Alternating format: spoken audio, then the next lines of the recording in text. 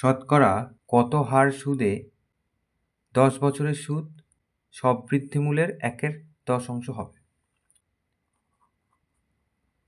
তাহলে এখানে সববৃদ্ধিমূল মানে আমরা জানি সুদ আর আসল মিলিয়ে সববৃদ্ধিমূল। তাহলে আমরা সেইটা প্রথমে ধরি, মনে করি সববৃদ্ধিমূল x টাকা। সুদটা তাহলে বলেছে তার 1/10। এটা আমরা বড় হাতের I ধরছি, এই যে x এর 1/10 এত টাকা। তো সুদ আসল মিলিয়ে এত আর সুদ হচ্ছে এত, তাহলে আসল কত? আসলটা বার করি, বিয়োগ করে দিলে হয়ে যাবে। আসল p ধরলাম,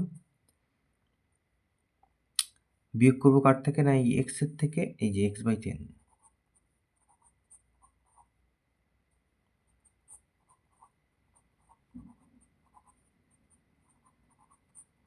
তাহলে এত টাকা। সময় কি বলেছে?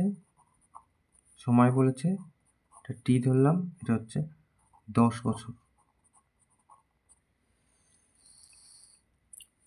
তাহলে এবার লিখবো আমরা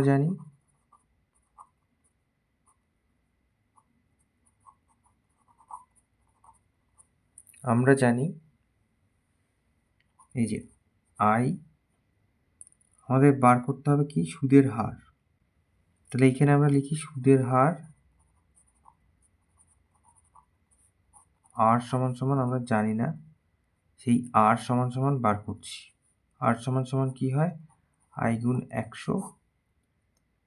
100/pt।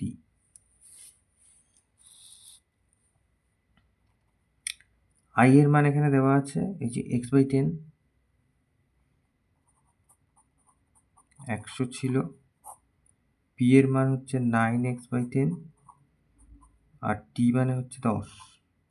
এই 10 এখানে কেটে দিই,